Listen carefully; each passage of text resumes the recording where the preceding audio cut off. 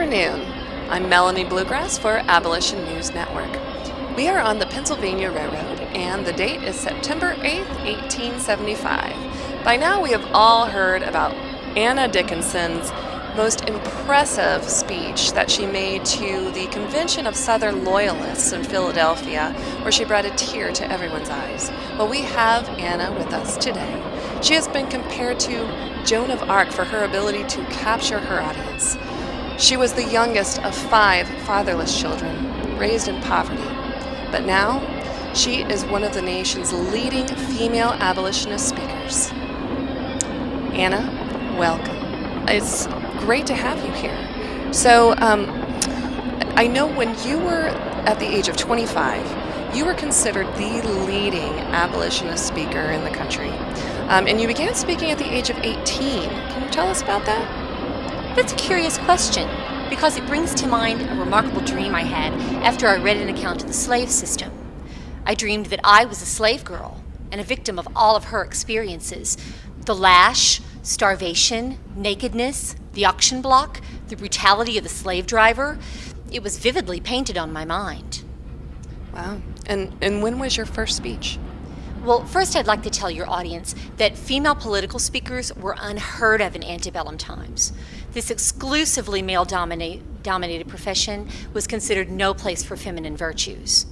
It was in 1860, in a schoolhouse in New Jersey, when I first spoke to the Progressive Friends. You probably know them as Quakers. I spoke on slavery, and I had everyone in tears. They made me promise to speak again. And I heard you made quite an impression on Robert Purvis from the Anti-Slavery Society. Yes, that was on my 18th birthday in Kenneth Square, Pennsylvania, not far from Philadelphia. I said, and I spoke on, the right and duty of slaves to forcible resistance. And Mr. Purvis agreed with me that resistance to tyranny is obedience to God.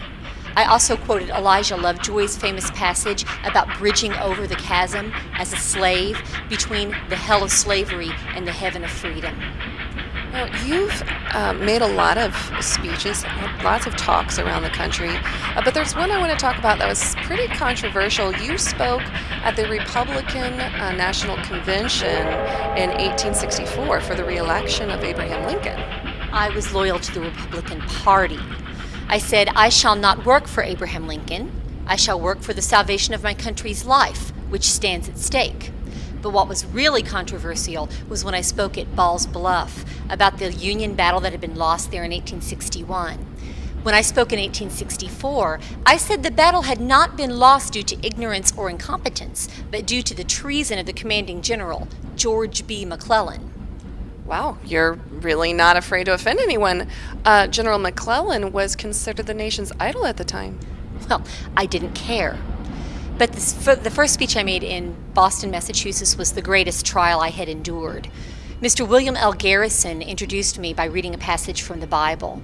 And then when I began to speak, I soon forgot myself, and I spoke for over an hour, and I held the audience's attention. I traced the demands of the slave power from the beginning of our government to the present day, and I proved that it could not hope to control the country as it had in the past. We sang America at the close of that meeting. Oh, I'd love to hear you sing that. Would you please? Well, yes.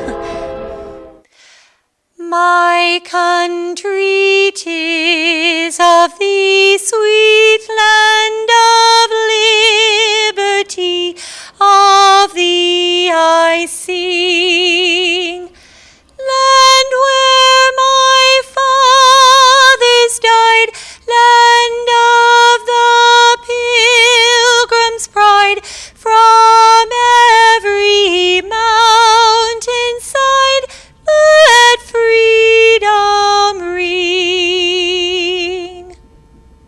That was absolutely beautiful. Would you mind singing that again for us? If you'd like. Oh, I'd love it.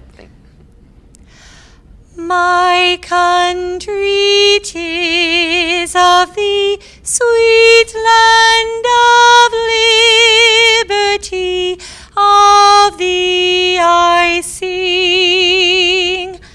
Land where my fathers died, land of the pilgrim's pride, from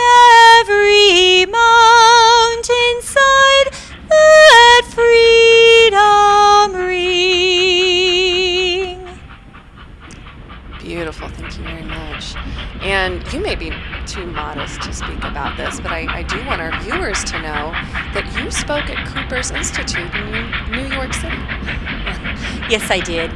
I spoke about the contest between the South and the North as being the struggle between liberty and slavery in the broadest sense of those terms.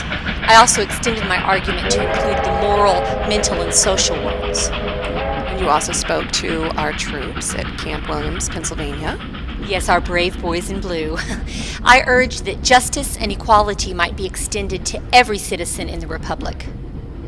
And I wish we could touch on every speech that you've made, but I do want to mention the speech that you made in Washington to Congress and to the President. That's quite impressive. Is there anything else that you'd like us to know before we let you go today? 10 years after the war, I made a visit to Richmond. I wanted to see how the South was getting along in their recovery efforts. I was very disheartened to see that the buildings were still in disrepair and their economy was still in a shambles. Southerners were very bitter about the war, and they blamed Northern invaders. They refused to take any responsibility for a war that they themselves had provoked. You know, our Union troops went out 2 million strong, and they came back with very thin ranks. They were weak, worn, and weary, but this is the price of liberty. Well, Anna Dickinson, thank you so much for your interview today. You will surely be remembered for your courage, your dominant will, for your imagination, and for everything that you've done for the movement. Your ability to forecast the future has definitely made you one of the dominant and most pervasive speakers of our time. Thank you so much. I'm Melanie Bluegrass for Abolition News Network. Good afternoon.